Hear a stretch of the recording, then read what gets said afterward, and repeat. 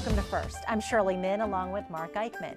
Been through the downtown areas of Wilmington lately? Development is all around, and some are betting on a big future for the state's largest city. The Victor Talking Machine Company is a big part of the history of Camden, New Jersey. It also has its place in the history of Delaware, too. Peter Crimmins from the WHYY Arts and Culture Desk is here with that story. And we are less than 2 months away from the September Delaware primary. A new tool from the League of Women Voters is up and running online to help you figure out where the candidates stand. First, your public media news magazine starts now.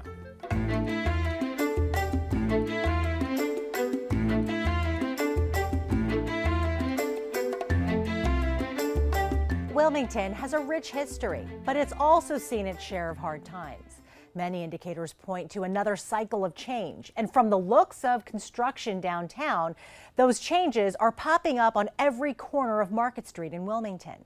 Most notably are changes within the DuPont building, including to the historic Hotel DuPont. We take you on a tour downtown in this week's First Look.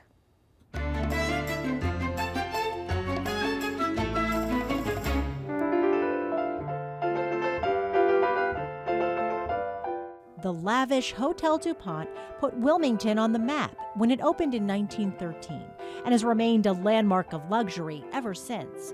So when new owners, the Buccini-Poland Group, decided to make $400,000 worth of changes, Dave Poland says they did so carefully. I knew that was our first order of business here, is to make sure we celebrate what's great about the hotel, preserve it, and maybe enhance it even.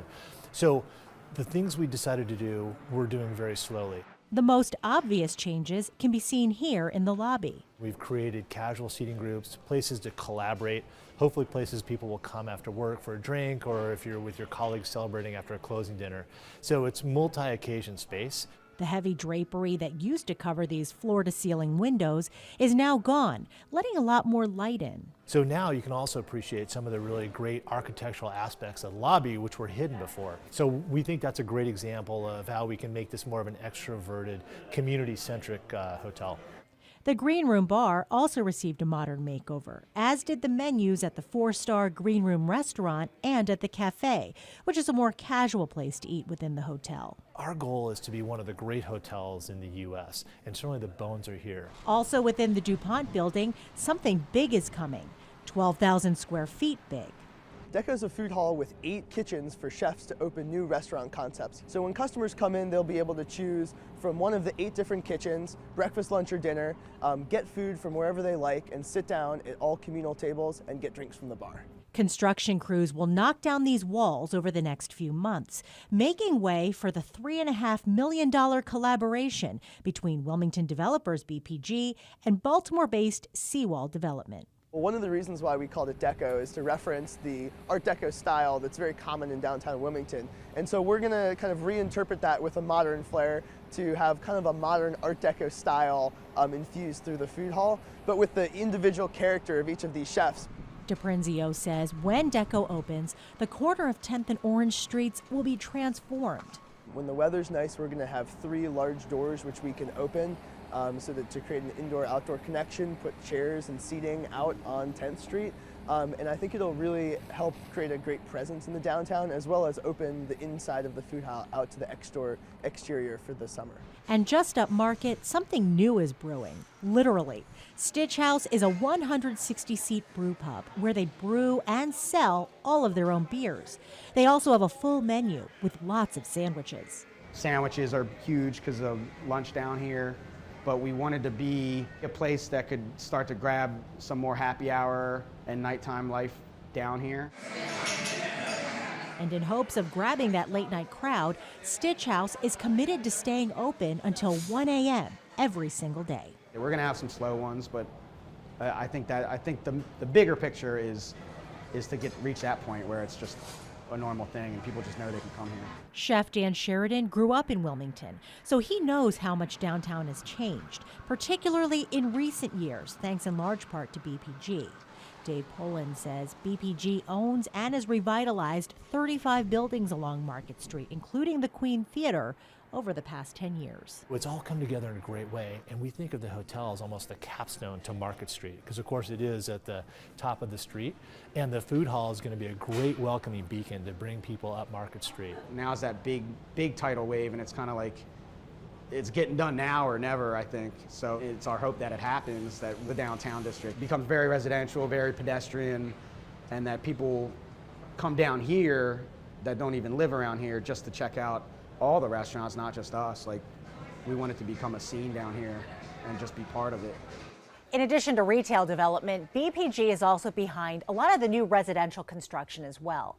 Since 2001, BPG has developed close to 1,400 apartments and condos at the riverfront and along Market Street. So that's a lot of space. Any indication at this point when the food hall will open and maybe who the chefs will be? Deco is slated to open later this year. We don't know which chefs are on board yet, but what we do know is that a lot of different cuisines will be represented. What won't be there, though, are any chain restaurants. And how did Dan Sheridan come up with the name Stitch House for his brewery? It's really cool because it's an homage to the building's former occupants. It was a tailor shop, and then it was also used as a ice and a coal house. So there you go with the name. It is only the second downtown Wilmington brewery in over 60 years, and it's the first microbrewery to open on Market in over 15 years. There is a lot going on in Wilmington. We see it every day when we step outside our newsroom. Thanks so much, Shirley.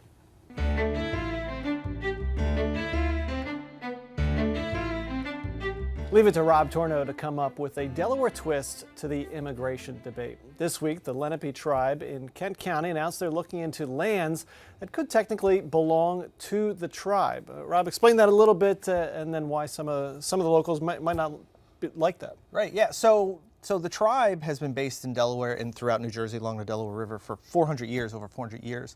And they're trying to reclaim land that once housed a schoolhouse and some other ancestral remains, a cemetery in North Dover.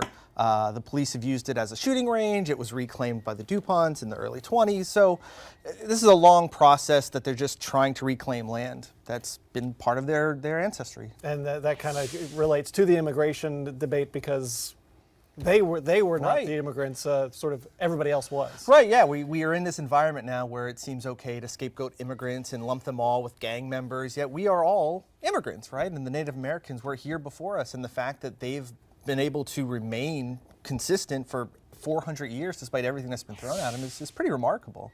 And I guess a lot of them have moved out of the state and moved Oklahoma, other places. a lot of them have been pushed out that far, but there's about 850 or so that remain. Which Interesting to see Yeah. a small faction still trying to reclaim. We'll change topics, do a vast shift here and talk sports a little bit. Sure. And the Phillies, and they're really after the All-Star game now, and Phillies in first place, right there in the hunt. Yeah, I mean, the All-Star game is sort of like the dead zone for baseball. Right. Now we'll get back into the Phillies. They didn't get their sought-after free agent prospect, but Right. I'm sure they'll add some components to their team, get some hitting, maybe some relief pitching, and they seem like they're in a good spot, right? This is sort of a nice period to be a Philadelphia sports fan, and we'll see if people start showing up to the ballpark. Right, a fun ride, even if it doesn't Yeah. end in the World Series. We'll be happy to watch. He is Rob Torno, and we always enjoy having him on first. We also enjoy following him on Twitter, and you can do that as well. Just look for @RobTorno. Thanks, Rob. No sweat. Coming up on First, the League of Women Voters wants to make it easier for Delawareans to learn who's running for elective office this fall. And we'll look in on a Wilmington tennis camp that hopes the lessons learned today will produce the leaders of tomorrow. This year, the Johnson Victrola Museum in Dover turns 50 years old.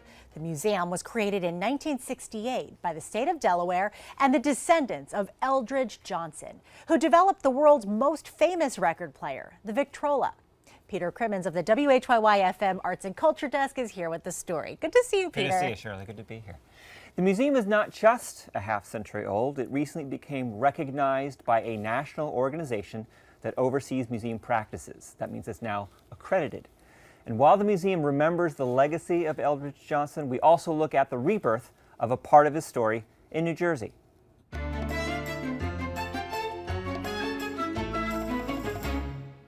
Many people don't recognize the name Eldridge Reeves Johnson, or when you say E.R. Johnson. But when you say RCA Victor, then people, oh yeah. Eldridge Johnson died in 1945, and then in 1968, that's 50 years ago, this public museum opened in the town where he grew up, Dover. Mr. Johnson was just an ordinary, everyday, hardworking guy. When he went to school here in Dover, he went to the Boys Academy, which is now known as Wesley College. And upon his graduation, the administrators there, they told his family that he really wasn't smart enough to go to college. And so they discouraged him from going to college. And they actually said, well, it would probably be better if you just taught him some sort of a trade. His talent as a machinist, of course, was just unbelievable. He was a very brilliant gentleman who knew how to work anything mechanical. Johnson went into business as a machinist, and he struggled. He was a talented guy, but the business was always at the edge of failure. At the time, records were turned by hand. You had to stand at the machine and constantly crank to turn the record around. Johnson was approached by a guy named Emil Berliner, who had a proposition. He offered Eldridge Johnson the idea of coming up with some type of long, plain, quiet motor that will enable the customer to wind up the machine and literally let it play for the 3 minutes that a 78 record would have played, so it would not have to been hand-driven the entire time. The Victrola dominated the marketplace worldwide. Even record players made by other companies were often referred to as Victrola. 78 RPM record on here. This is the little handbrake that controls the fact that this record would constantly want to turn. I give it a little bit of a turn. I lower what they refer to as the tone arm, and this recording is titled Carolina in the Morning.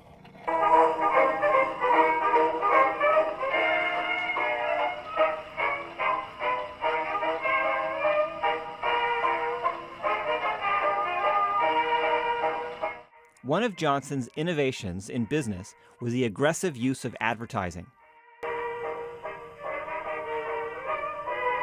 With Nipper the dog, he created a branding image that could be emblazoned on anything, some might say shamelessly.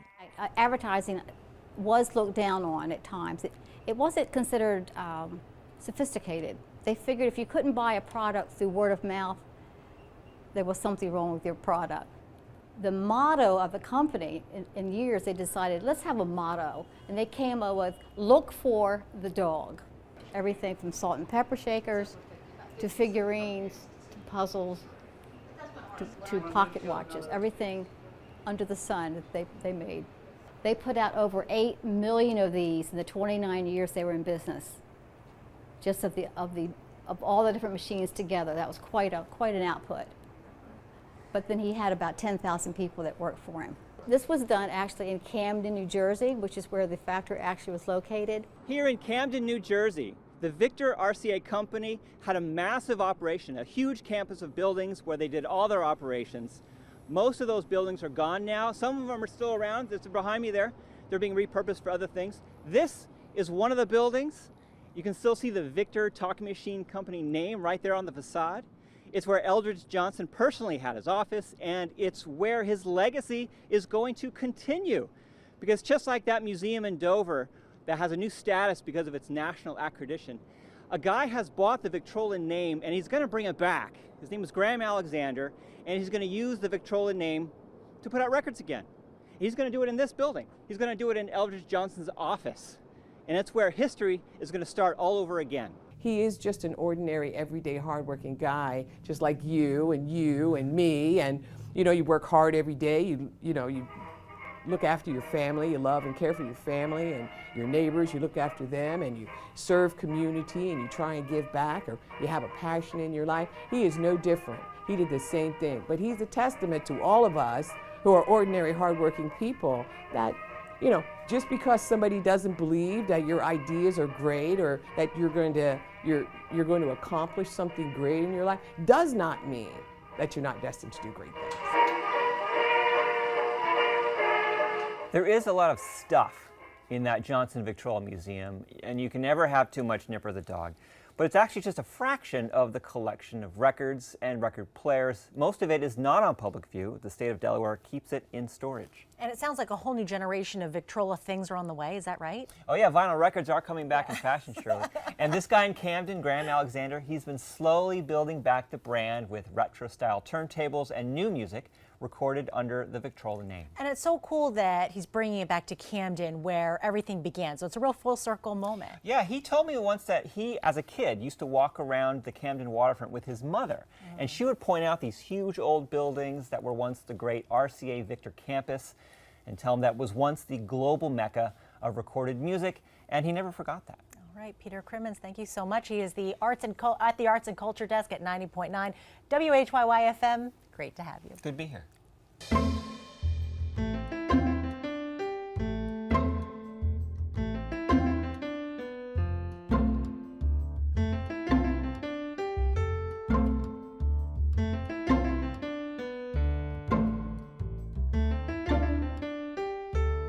49 years ago this week, Neil Armstrong first set foot on the moon, and our interest in space has never wavered. Just last week, astronomers, with the help from University of Delaware researchers, solved a 100-year-old mystery, identifying the source of subatomic, super high-speed neutrinos as a supermassive black hole 4 billion light years from Earth. Delaware education reporter Chris Barish has a space story a little closer to home, a look at a reborn planetarium in one Newcastle County school. Chris. Hi, Mark. The shiny new toy was unveiled this past year at McCullough Middle School after being dormant for a decade and getting a major high-tech overhaul. It's all part of Colonial School District's plan to guide kids toward an academic pathway before they hit high school. When Principal E.G. Purnell took over McCullough Middle School in 2015, she was stunned to find a mothballed planetarium almost hidden in the back of the converted high school. Kind of walking around, I just kind of ran into it, and I'm like, we have a planetarium here? There was no keys to even get in, so finally we got it in. I'm like, let's do something with this. This ties right in with our STEAM theme. Purnell's vision kick-started a $400,000 public-private project that culminated in a revitalized high-tech planetarium at the Newcastle School. The IMAX-like experience of the new planetarium, 30 feet high and wide, debuted this past school year to rave reviews from students and staff alike. It's 3D, and on a smart board you just it's 2D and you might get distracted, but when you're in here you don't get distracted because it's 3D and it pops out, and it's just pretty cool. For a school like McCullough, where 60% of the kids are low income and proficiency is below the state average, the planetarium is yet another tool to spark kids' interest in science, technology, engineering, arts, and math. Building in this technology and just having this, this resource available to them, and for them to be able to see these concepts come to life, it sparks excitement, it sparks, energy. The kids are engaged, they want to see what's going on. The planetarium is another selling point for Colonial School District's 3 middle schools, which are all themed to prepare kids for the 19 scholastic pathways at its lone high school, William Penn, the largest in Delaware. Colonial's other middle schools, George Reed and Gunning Bedford, have programs focusing on performing arts and culinary skills, respectively. We challenged our staff, our principals, and our teachers to talk about and come up with a theme that connects directly to programming at the high school that would engage students, that would activate learning, that would make learning come to life, and also give our students a focus or a thought on what the future may look like, what I might be interested in. Colonial showcased all 3 middle schools at its planetarium unveiling. Gunning Bedford's steel drum band played the Star Wars theme and other music. George Reed's budding restaurateurs made and served tasty snacks. But Colonial officials are clearly enamored by the district's newest jewel. We are open for business. The students and teachers at McCullough and other schools clamoring to use the planetarium. Family movie nights are even part of the long-term plan. Kids are very visual here at McCullough, and it will completely open up their education and open their eyes up to the fact that the world is so much more than Newcastle, Delaware. If we can provide access to kids to things that they can't imagine or things that they thought were out of their reach, it changes their perspective and their opportunities. And when that happens, kids take off naturally.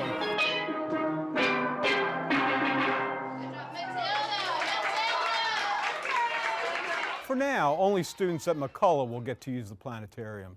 Teachers are being trained to adapt lessons to 3 programs: Starry Night, Layered Earth, and Zygote Body. But other schools are clamoring to bring their students to what officials say is Delaware's only school planetarium. Delaware's primaries are 2 months away, and the League of Women Voters is banking on its electronic voter guide to help folks make informed decisions. But the nonpartisan activist organization is also hoping the convenience of providing all of the info on one site will encourage a younger generation to get involved.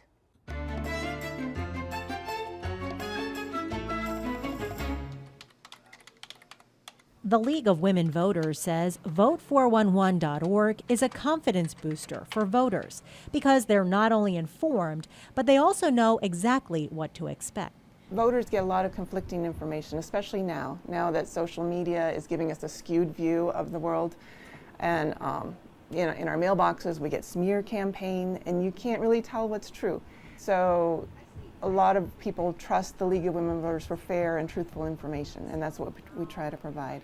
Once you're on the page, type in your address and you can see a sample ballot with all of the races in your district.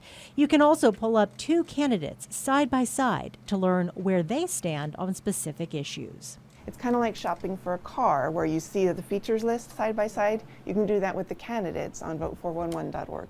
There's also general information about elections in Delaware, like what's the registration deadline, or what kind of ID do you need to provide at your polling place. You don't need to enter your address for this. Tens of millions of voters have visited Vote411.org since it debuted 12 years ago. The one-stop shop is great for people who don't have time to go to each candidate's websites one by one. It's also particularly helpful for new or young voters going to the polls for the first time. When you have to go to more than one site, it can just be a little bit more confusing, and then it can be kind of a turnoff after a while. You're like, I don't want to do that, I'm done, move on to something else. Jacarla Mitchell and Erin Gordon are students at Delaware State University. When it comes time to vote, both girls rely on Vote411.org. I like going to that site, especially around election time, so that you can really get to know the candidates, and they have like polling place locations and a lot of events that are happening with the candidates, and so it's a really good tool that you can use to go and kind of get to know who you want to vote for a little bit more. When they voted for the first time, the two remember being surprised how only the candidates' names appear on the ballot. Like if you don't know about it, or if no one ever tells you beforehand, you can definitely be confused on the process. Gordon says Vote411 eliminates the confusion and is one reason why she and Mitchell started a League of Women Voters student club on DSU's campus in March. They also want to make sure their fellow students understand that voting matters. I feel like right now a lot more people our age are actually getting more politically active, especially with everything that's going on. And so this club that we're starting on campus is a great way to kind of wrap in all of that enthusiasm and all of that dedication and like bring it towards this good stuff.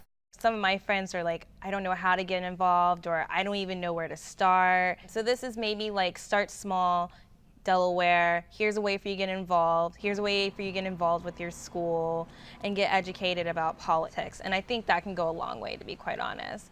Kim Wells with the League of Women Voters of Delaware says just over 3,000 Delawareans used Vote411 in 2016, and she's hoping for at least a tenfold increase this year. The Delaware Vote411 primary election guide is up, and it will be updated in September for the general election. That website again is Vote411.org. Creating tomorrow's leaders through tennis. That's the goal of the Rodney Street Tennis and Tutoring Association. One parent credits the program with helping her sons grow both on and off the court.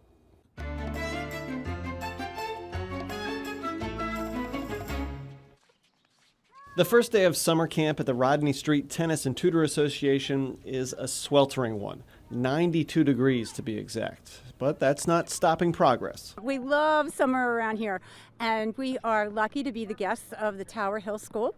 So we're on their complex, and right now, today is the first day, so we're learning all the basics. Marianne Olmstead has been teaching at Rodney Street for 2 years. Things are looking amazing. Nobody's afraid, nobody's crying. which is a big thing. Everybody's doing their best. So it looks great. They're having fun. There's smiles on everybody's face. The tennis program is a lot bigger now than when she started. That's partially due to local partnerships and school initiatives introducing tennis to Wilmington students. I've never thought of tennis, never ever crossed my mind, like I said, and I'm glad that they actually came to my kids' school as a program to allow them to know that, okay, this is available out there. Antoinette Douglas' 4 sons, 15-year-old Joshua, 14-year-old Michael, 10-year-old Malachi, and 8-year-old Makai, attend the tennis and tutoring program year-round. Her eldest, Joshua, joined 5 years ago. The high school sophomore is a junior tennis coach this summer, a position Douglas says he earned. He gradually increased in his skills of tennis, forehand especially. The program, she says, has helped all of her sons improve in tennis, academics, and personal development. The growth was especially obvious in her middle son, Michael. Michael, I don't want to say was one of my problem childs, but Michael was a challenge. And now it's at the point where Michael is not much of a challenge at home because of the tennis program, because it gave him the skills that he needed to be able to deal with opposition and to deal with things that may come his way. Perseverance, problem solving, discipline, and self-esteem are a few of the benefits the students use on and off the court. Programs like Rodney Street or at a very low cost. And these programs are not only just offering tennis, but they're also offering education components as well, so that the child has a chance to develop holistically. Former pro tennis player and now chairman of the board and president of the United States Tennis Association, Katrina Adams, knows personally how programs like Rodney Street can impact lives. I started in an inner city program on the west side of Chicago, much like what Rodney Street Tennis Association is. And so I understand the importance of grassroots programs such as this, because my development came from programs like that through Chicago. Adams shared how tennis opened the doors to new opportunities for her during the organization's spring gala at the Greenville Country Club this year. I was very fortunate to have tennis in my life, to give me the opportunities to travel the world and to meet some amazing people along the way. The program, which is now year-round, was created to offer young people an alternative to poor life choices so they could have a future with hope. Rodney Street Tennis and Tutoring Association has been in existence for about 40 years, and the result was it was a result of some social things that were going on in and around Wilmington to prevent some violent activities and help kids with some academic enrichment and tutoring. Bryant says the program is making a difference in the lives of students. We have a young man this year who's going to lead one of our other sites. He's going to be the director of one of our sites this summer, and he started on our program at about this age, and now he's coming back as a director. And he said the organization provided him a foundation where he could always reach back to for the learning tenets that have taken him or helped him become successful in his other careers. Executive Director Kareem Bryant says the organization is always looking for volunteers. To learn more about the Rodney Street Tennis and Tutoring Association, just log on to rodneystreettennis.org. And we have some fun and games for next week's program. Nichelle Polston takes us along to play bubble soccer, and Chris Barish takes us to the library. But you don't have to be quiet. That is the idea behind the Library of the Future. Sounds interesting. And since it's the middle of the summer, we're busting out of the studio. We'll be broadcasting from Wilmington's riverfront. That is first for this week. We thank you for watching. For Peter Crimmins, Chris Barish, and Shirley Min, I'm Mark Eichman. Have a great week.